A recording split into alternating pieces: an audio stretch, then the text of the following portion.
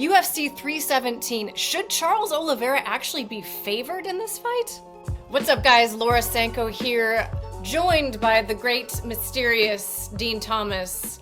You look like you're in a very intense interview right now, Dean. I am. I'm about to be intensely interviewed by you. So that's why I wanted to be appropriate here. I wanted to have everything set for the occasion. I love it. Very dramatic lighting, as always. Yeah. We appreciate you guys watching this video a little earlier than normal. We'll see if our experiment works, if we can woo the algorithm. We do have some fun fan questions to get to at the end. No videos this time, but we're going to go through some of the questions that people put into the pinned comment. So there will be another pinned comment in this video, so we can just continue that tradition. If you want to have your comment or question or whatever answered in our next series of preview videos, there will be a pinned comment below this video. You guys can respond to that. Or as always, you can send in your videos to OneOnOneCombatSports@gmail.com.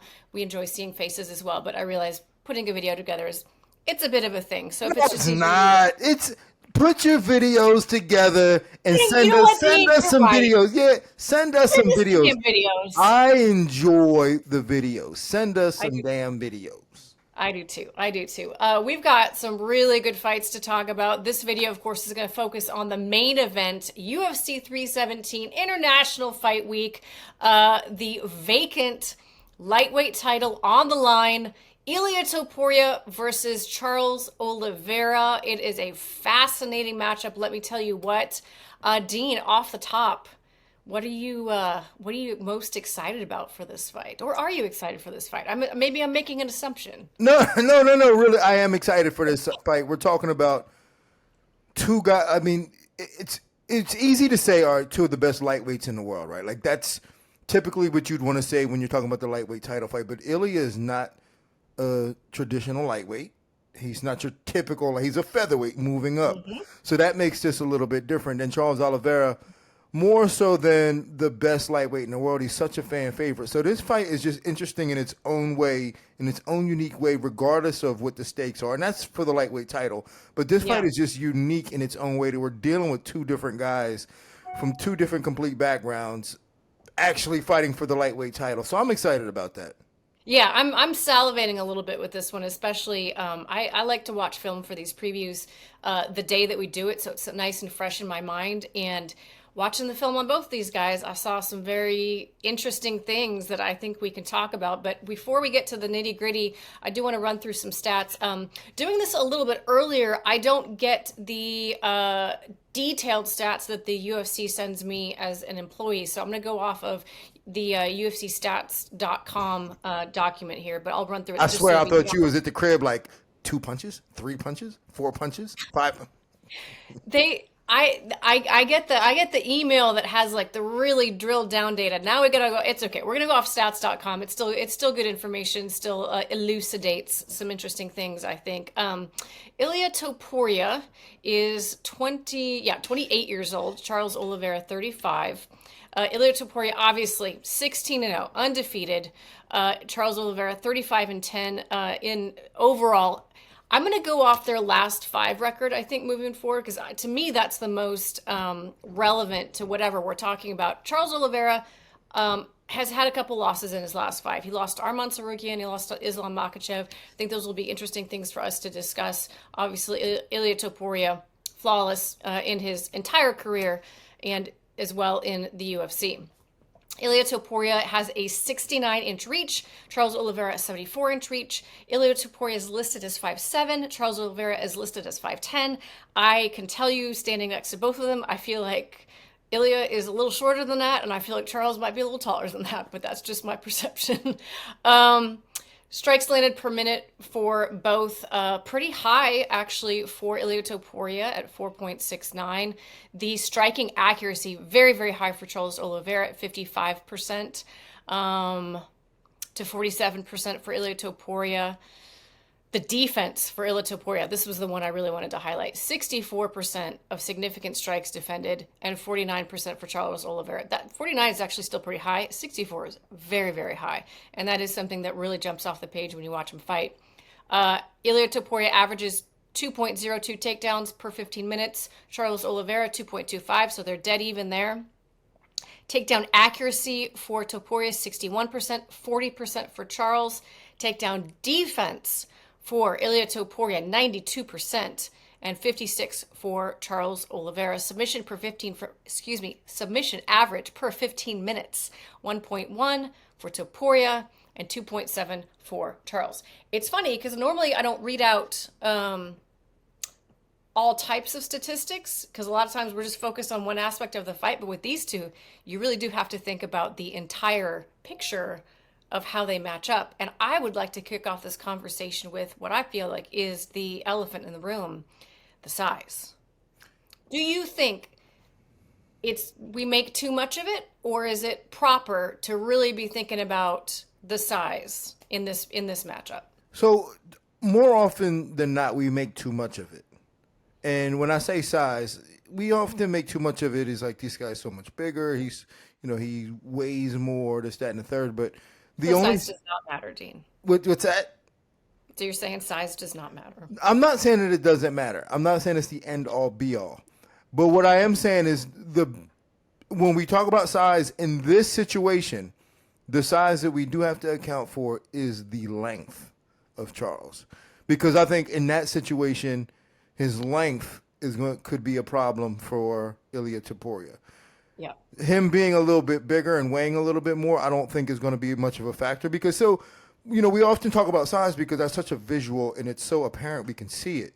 Yeah. But it's not more important than speed, right? And we never really talk about that as being a deciding factor. We talk about size because it's something that we can see, something that we all understand. When we were little kids, we saw that big guy at the playground that we were afraid of.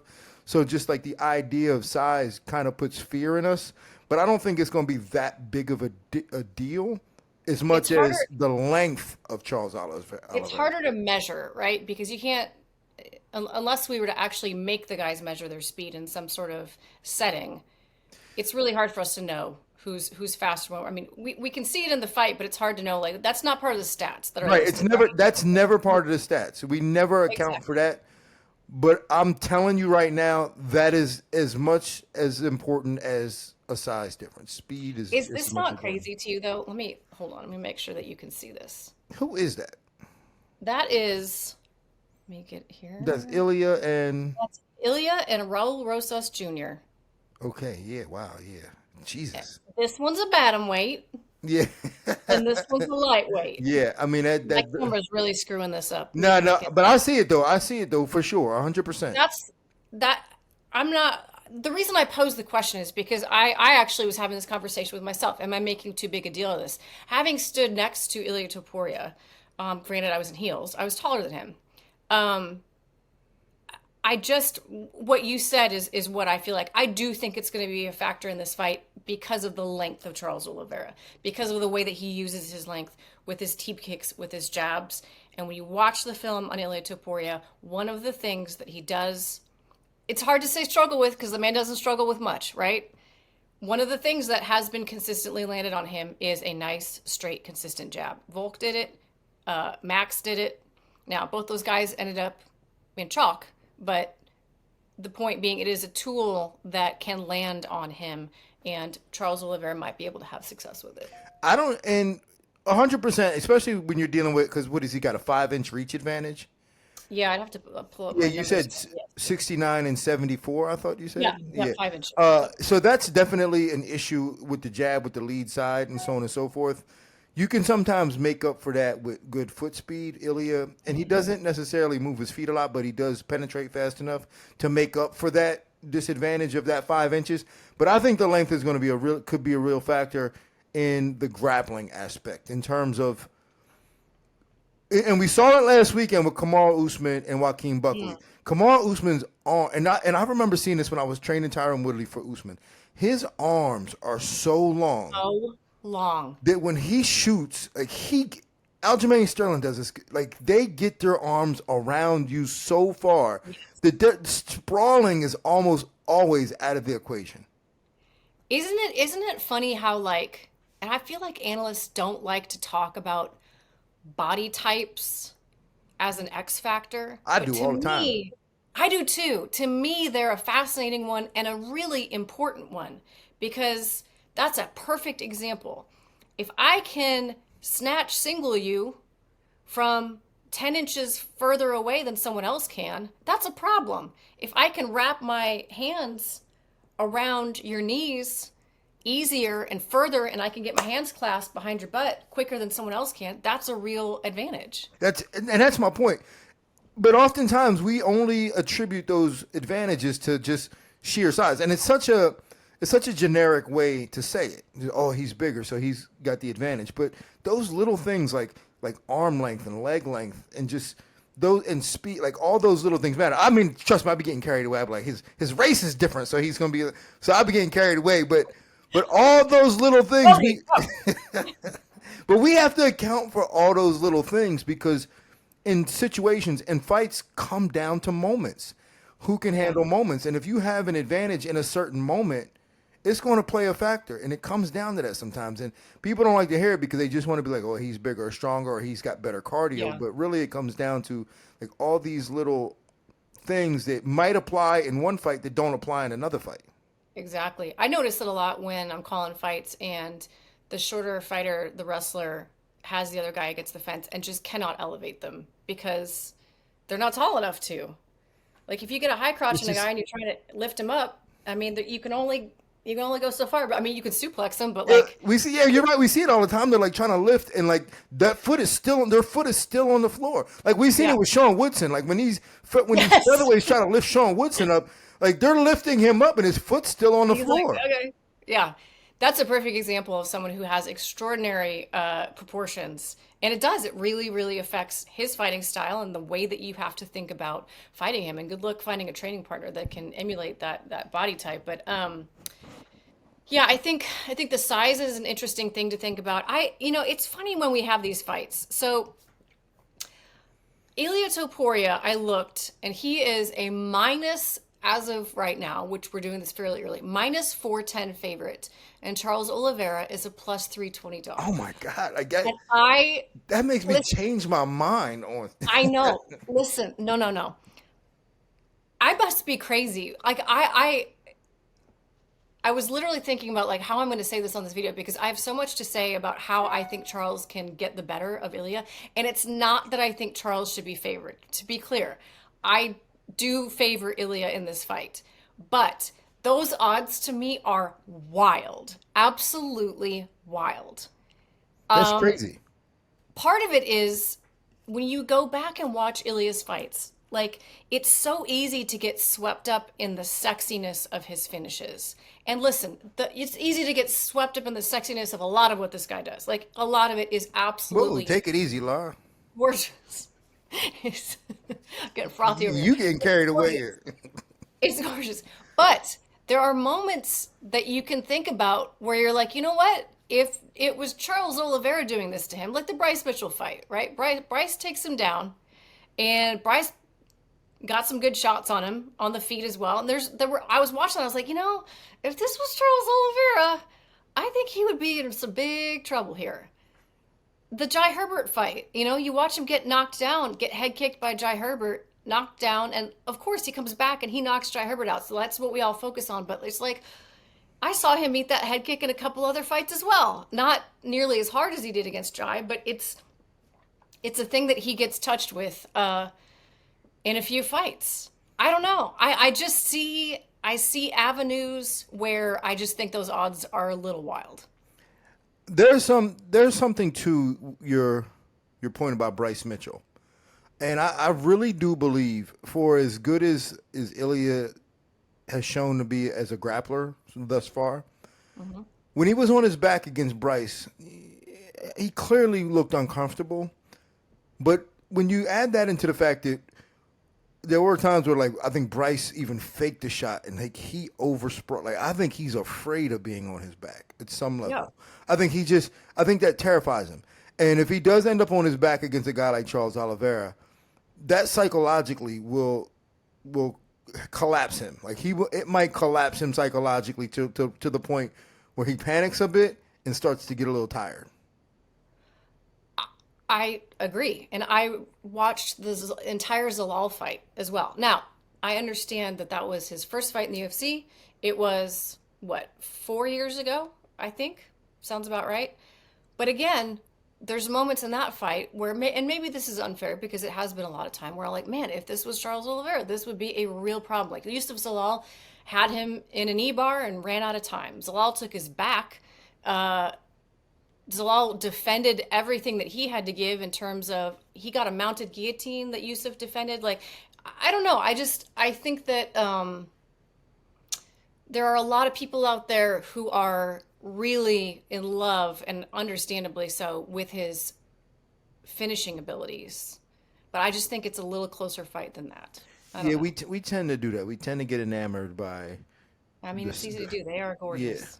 we do get enamored by the finishes and what he's doing, and sometimes we forget about some of his struggles, or where he looks a little off at times. And there's been times where he looked a little. I mean, there was a time like we always talk about how good of a boxer he is. How like, oh my God, he's perfect. He's always in position.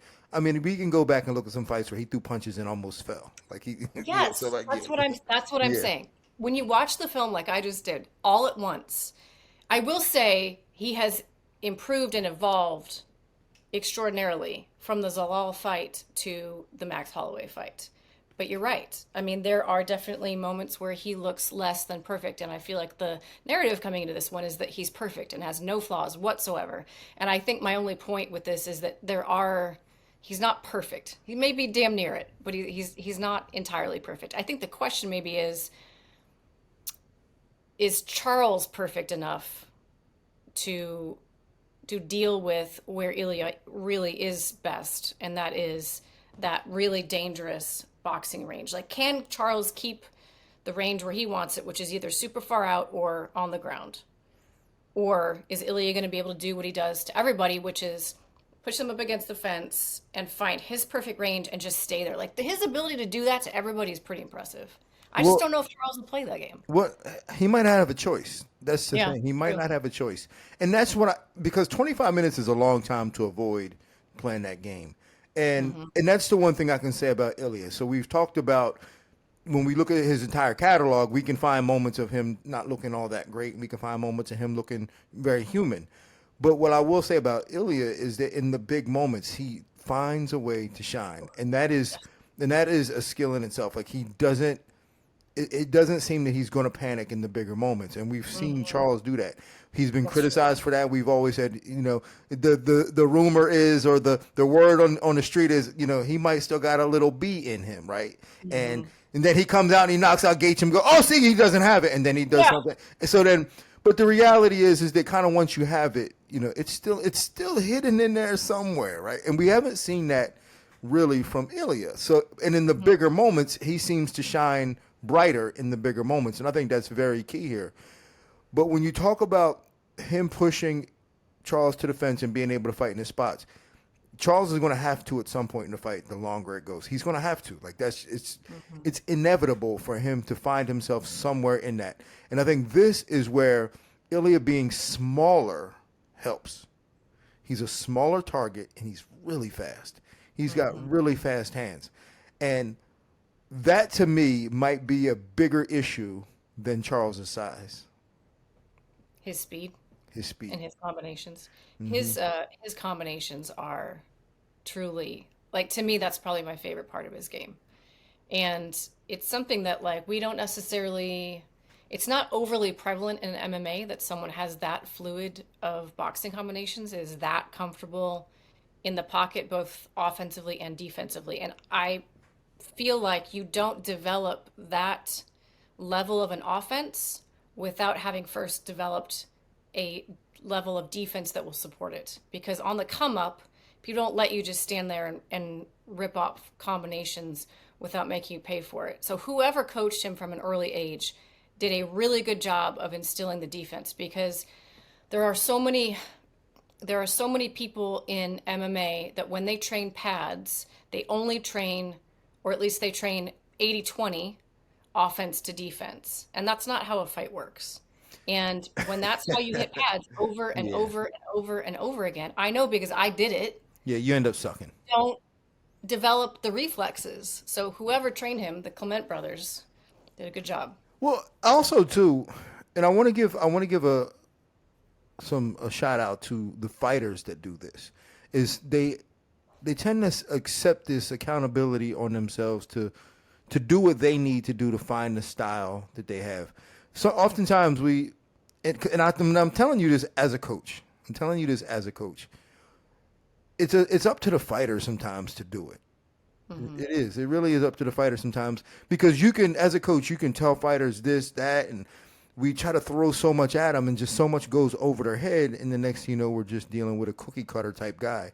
But the fact that Ilya, I believe, has probably did his due diligence in Hmm. studying guys like Canelo Alvarez and just being a student of the game and being a student of what works for him. I do think that I want to give him some credit for being accountable for his own success. Now, I'm sure I don't know his coaches assisted him along the way, but it really does come down to the fighter's job to be Yeah. accountable for being good.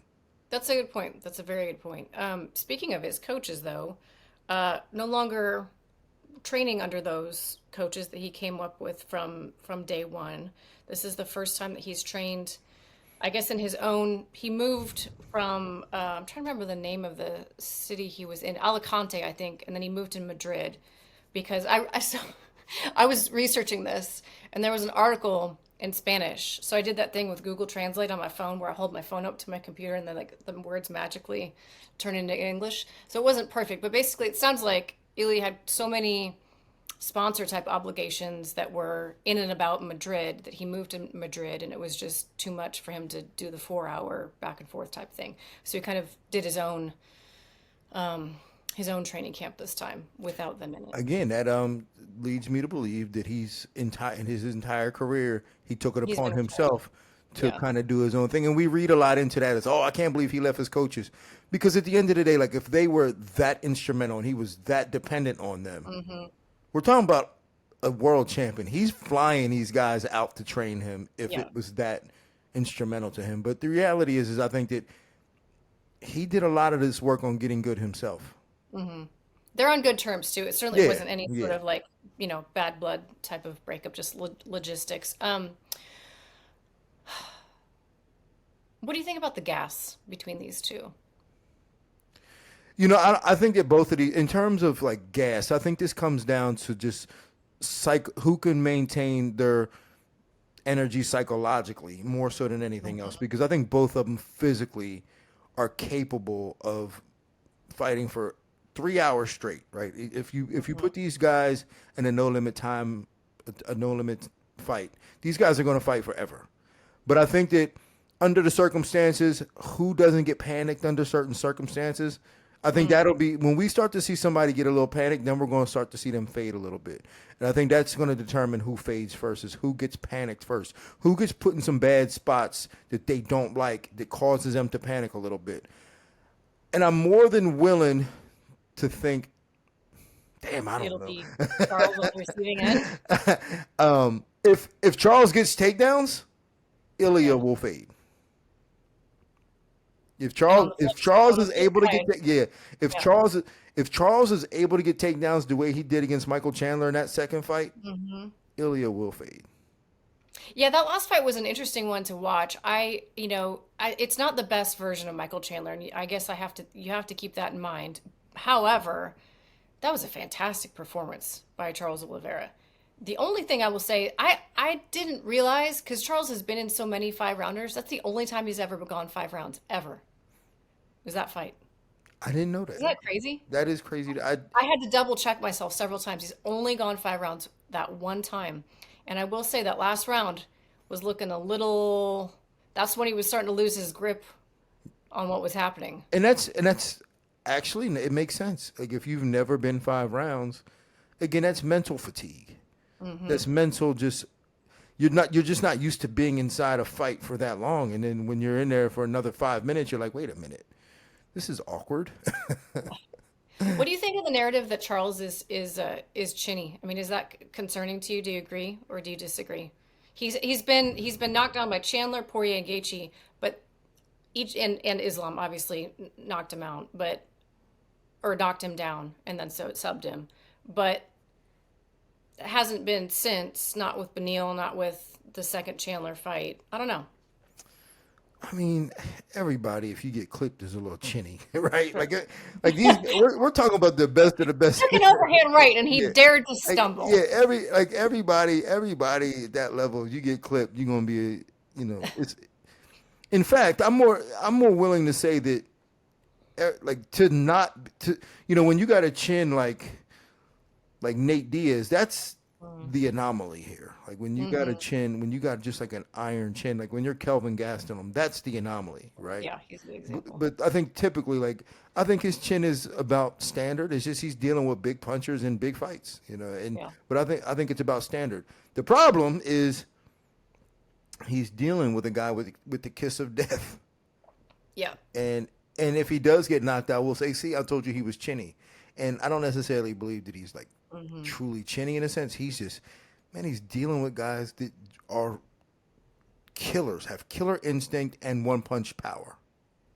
It's crazy to me to watch Ilya operate. Like he's so calm and he's so smooth with how he funnels guys to the fence and then just feints and waits. And I mean, it's not just feints. He's throwing shots as well, but his timing, his footwork. I actually nerded out a little bit. I mean, a lot. I won't even say a little bit. I nerded out a lot because I was looking, all of his fights kind of look the same. The other guy has his back to the fence and is trying to move and try not to eat a big shot for most of the fight. In a big octagon, and now I'm pretending it's a circle because we don't need to worry about the sides anyway. So pretend we're talking about the circle in which someone moves laterally. I took a foot away from each side because you're never like actually on the octagon. So 28 feet. The circumference that you're going to end up running if you do a full circle is roughly 88 feet. If you're the guy on the inside and you are, say, 5 feet further in on both sides and your circle is this size, you only have to go 50 feet. That is crazy. Nearly a nearly 40-foot difference. Like if you're going to run a race and this guy has to run almost 40 feet further 40 than you feet to difference. win the race. Think about how much less work he is doing than the guy who's having to constantly circle on the outside.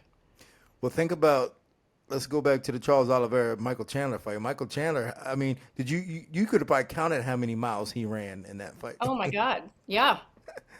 Like he had That's what to made me run think at of least it, 2 actually. miles That's in what that made fight. me, I was like, I wonder how much further someone who's on this circle has to run than someone who's on this circle on the inside would have to run if they were doing just laps. Obviously, they're never doing laps. So you talk about, the weird thing about Charles Oliveira's performance against Michael Chandler in the second fight, like for as smooth as it was, I got to tell you, like his takedowns looked fantastic, just Yeah. extremely smooth and with no real tell, just like really quick. Sometimes some of them were a little far away, but when he was shooting, like it was extremely smooth, and he was extremely smooth and confident and poised in that fight.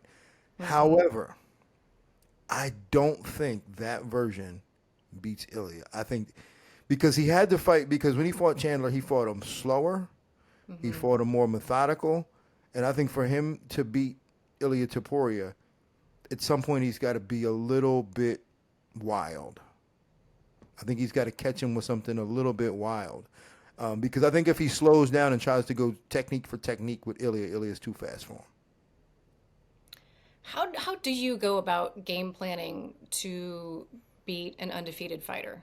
So that's a phrase I've been hearing a lot for this one. Like, there's no blueprint. There's no blueprint.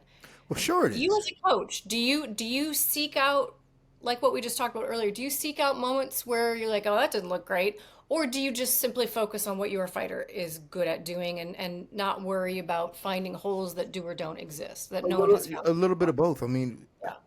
my secret, guys, as a coach is I attack this like a defense attorney. I look for every little hole. So anytime that Ilya made a mistake in a fight, that you could have capitalized on that and won. Like that's any mistake. Just because somebody else didn't win from his mistake doesn't mean that it couldn't have been done. So anytime, like the head kick, if you can find ways, I mean, any head kick will daze anybody. A clean shot will daze anybody. But anytime you can find a hole in somebody or a pattern that that anybody does, you can find a way to win. So if I'm studying for Ilia, I'm looking for all the little patterns or anything that he does that you can find a hole. And obviously you're working on, and it just, with whoever you're fighting or whoever I'm working with to fight Ilia, their skill set has to be able to do it. But Of course. yeah, or else it won't work. But Charles can do pretty much anything. So Yeah. All right, I'm gonna make you make a pick and talk to me a little bit about what you're envisioning, how you think this is actually gonna play out. all right, so before the pick, or how do I think it's going to play out? So How you everybody, think it's gonna play out first? okay. So here's the thing: everybody's talking about Charles' chin. He gets dropped early. I don't see him getting dropped early in this fight. I think that come on, like if we're all saying this, you don't think that he's at home thinking, man, I've been getting, I'm okay. I'm not going to get like you saw him fight Chandler. Like he was very defensively sound early in that fight. He was slower. He was more patient. He was aware of the big punches from Chandler. I think Charles does a really good job in this fight of being defensively responsible early on. I think that I think he controls a lot of the distance early on. If he's shooting takedowns, I see him shooting takedowns and getting some pretty good control. But I think eventually 25 minutes is a long time for a guy like that who's made a career on being a little bit violent and reckless. It's a long time to be patient. And we saw him do that with Chandler. Like it was a long time for him to be patient. But I think it won't last long. I think that after the third round, Ilia will start to turn it on and eventually knock out Charles Oliveira. You think it'll look similar to some of the other ones? Kind of. Yeah. Except for a little different. I think he'll be, because the other ones, those guys were like touching and running. I don't think Charles is going to run enough. I think run a lot. I think he's just going to be able to touch him. Yeah. I can't say I disagree with you. It's a fascinating matchup, and one which I do think Charles has avenues to win. But man, when you watch Ilia operate, it's really, really tough to see anything but a knockout coming when that guy fights. It's pretty spectacular. The only guy that he didn't really do in that way was when he fought Josh Emmett, and he was forced to have so much respect for Josh's own power coming back at him. It was almost like they were mirror images. They're basically the same height. They're built similarly. They both have that really low base, and it became just like this mirror image, chasing itself. And that was one of the few decisions that we've seen him have. And that was one of the classic butt whippings that we've seen, because you don't really see like butt whippings like that in the MMA. Like it's never really like that. It's always, it's kind of sometimes one sided. Someone gets finished. Yeah. Yeah, somebody gets finished or kind of one sided from a grappling perspective. But this was a beat down. Like The masterclass. Yeah. We shall see. It's going to be a good one. All right, let's get to some of the fan questions that we have for this one. Let me go to my phone here. So excited when you guys write us. I'm excited when they write us, but next time, don't be afraid to send the video. You know what I'm saying? Don't be afraid to send the video. We want to see your faces. Okay. Number one, Laura and Dean, where does Charles belong on the lightweight GOAT list with a win over Ilia Topuria? You want me to answer this first? Go ahead. All right. Nowhere. All right. I'm sorry. and not because Ilia is Ilia, but I think we have a very short memory and it's recency bias as to Charles, and we're factoring a lot of things like his popularity, the popularity of MMA today. But in my opinion, I mean, when you think about the GOATs of the lightweights, I mean, for me, the GOAT of lightweights was BJ Penn. I know it's very hard for people today to be like, BJ Penn, you kidding me? Look at BJ. But when BJ was BJ, if you lived during the era of BJ was different. And he went up to, and he fought in different weight classes. He beat Matt Hughes at welterweight. BJ was a complete savage. He wasn't, he was different. And then there's BJ, and then there's Islam, who is clearly to me what most people might consider the GOAT. If you don't consider Habib the GOAT. And then another one that I think that even stands ahead of Charles, Frankie Edgar. We forget about how great Frankie Edgar was at the time. So if you ask me, where does Charles Oliveira stand on the GOAT list? I think somewhere around Benson Henderson. Interesting. I see. I don't completely disagree with you. My goat list would go Islam, BJ, Khabib, and then I probably would put Charles fourth, to be honest with you. I maybe I'm being a little bit lenient on him and kind of giving him the benefit of the doubt with the second title defense, even though he missed weight for that fight, so it technically doesn't count as a title To defense. be fair, in his defense, I think he made the weight. I think they screwed him on that. I think so too. That thing was I still remember all moving. that. That thing was still moving when they called the weight on him. I think the commission screwed him on that. That was a whole bunch of shenanigans. Yeah. But regardless, he's up there for sure. But I think, like you said, people do forget about BJ Penn. And It's I know they were all at lightweight, but he had 6 title fight wins. people. It's just hard. It's hard because of where MMA is today and the platform of Mhm. MMA. It just makes it seem like that everybody is so much greater now because the platform is bigger and the sport is bigger. Yeah, But if you lived during them times and you can remember them times of how good BJ was, it was different. Like you it and was, Dean Thomas and you fought during them times. yeah, you know what I'm saying? But BJ was just different. Was just different. Yeah, He was really different, and yeah. he was head and shoulders above. I mean, think about all right. Think about what Charles is doing. Let's just put this into consideration. Like Charles, he beats Gaethje, but he got dropped in that fight. Like he beat Poirier, he got dropped. When BJ was beating the next best guys, it was like Sean Shirk and Diego Sanchez, and he was annihilating these Yeah, guys. They weren't even close. yeah. The next He was, best guy wasn't even close. yeah. And then licking his glove. Yeah, it wasn't even close. So we forget about that. Don't forget Yeah. about that.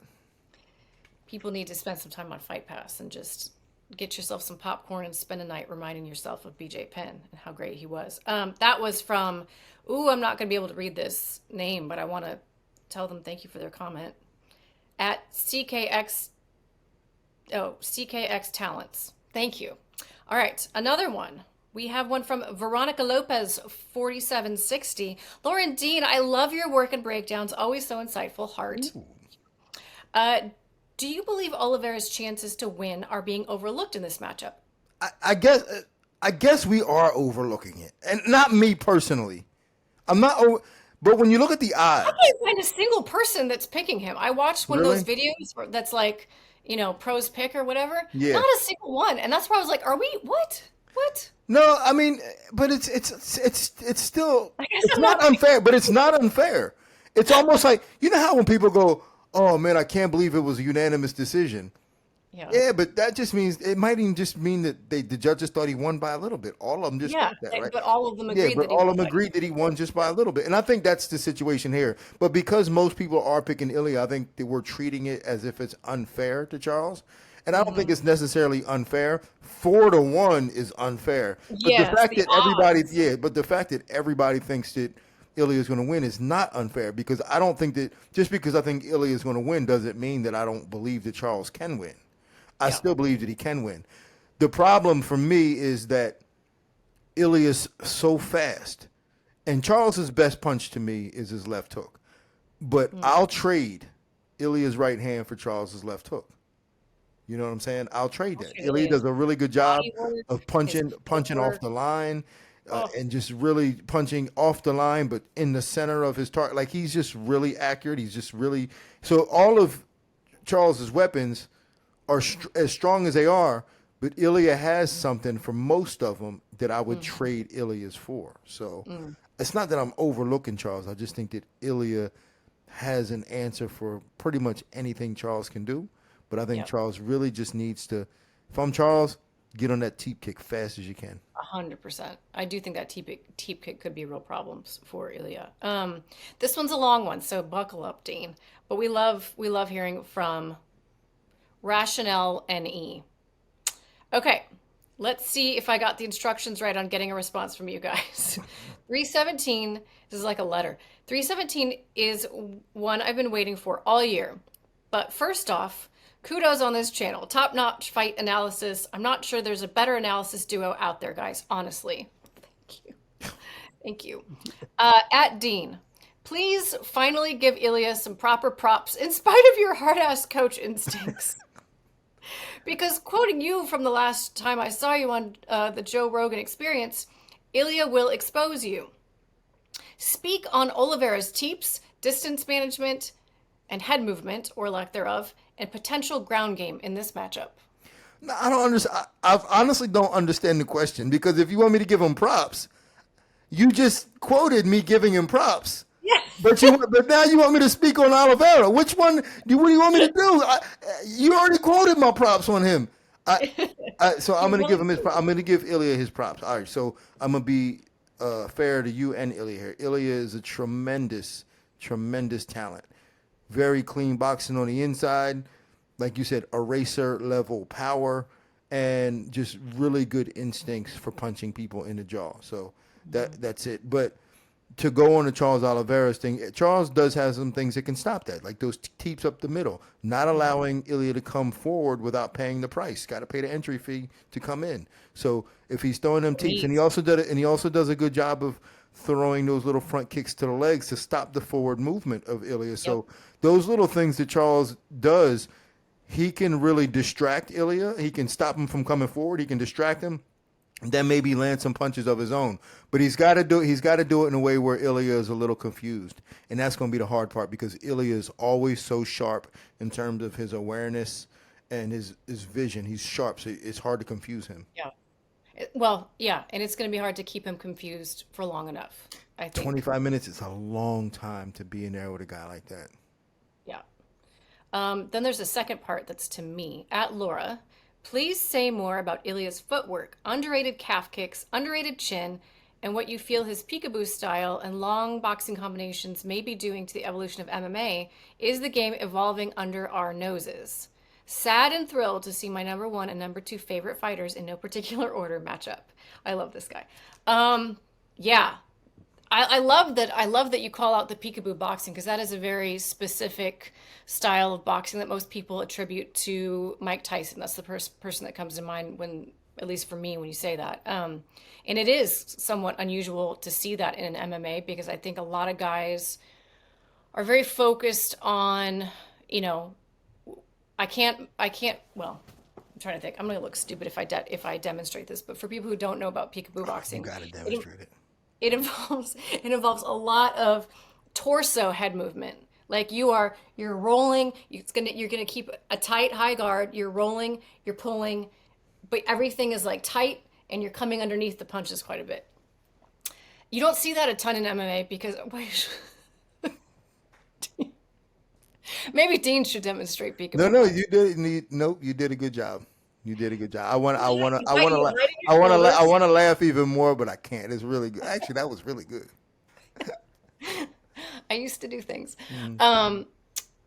It is unusual to see that style executed to that level in MMA. A lot of coaches, I think, start to pull that style out of guys if they have it already, because they're worried about, well, you got to worry about knees, and you got to worry about, getting an underhook and being able to stop the takedown. So they take away that very tight style of high guard boxing at that range. But Ilia has done a phenomenal job. And I think, Dean, you really hit the nail on the head. Like, I hadn't really thought about it that way. You get the sense that he has figured out, this is who I am, this is what I'm good at. And maybe they haven't, but even if someone comes along and says, no, for MMA, you don't do it like that, that's fine. It works for me, and I'm going to keep doing it. That's how he did it, man. And, oftentimes fighters are taken away from their bread and butter because no one else can do it. Mm-hmm. No one else can do it. Like, I would almost never teach a featherweight to fight with a peekaboo style. Yeah. It really doesn't make sense. Like, as a featherweight, you're like, all right, you got to move. You got to move your feet. But he's got like a style where he's going, like, he's got almost a heavyweight style of fighting. It does. He marches, like the way that he rips the body, comes upstairs, rips the body again. Like the combinations, and that was another thing that they mentioned. The combinations that he's able to rip off are just absolutely phenomenal. And I do agree. Like I I feel like I repeat myself on commentary all the time because it's one thing that I go back to a lot because I see it so much. Like, if this guy, if fighter X could just string together one or two more punches onto what they're already throwing, they're gonna find what they're looking to find. But for whatever reason, it's really, really hard to develop the ability to land long combinations. And I continue to go back to, you have to be confident in your defense before you are confident in being offensive for that long. Because every time you are offensive, you are exposing yourself defensively. And so guys get scared. That's why you guys see a lot of people, honestly, even at this highest level, still throw 1 to 2 strikes at a time. You can get pretty far with that, believe it or not. Yeah, well, there's two reasons why. One is fear, like you said, and that's the prominent reason. It's fear. Like, they're afraid to get hit back, and they're just, I got to throw it and get out as fast as I can. Yep.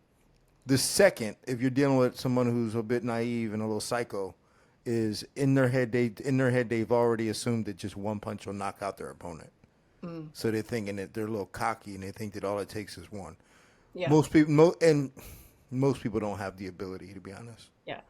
Or they're not Or good enough. maybe on the amateur level, on the come up, they got some really Yeah. Like knockouts they, that made their soul happy. yeah. And they're trying like, oh, I've got this in me. I can do this again. And it's like, it's not the same at every Or level. at the bar, they knocked off you guys with one punch. They think it's going to work in the pro levels of MMA. It doesn't work that way.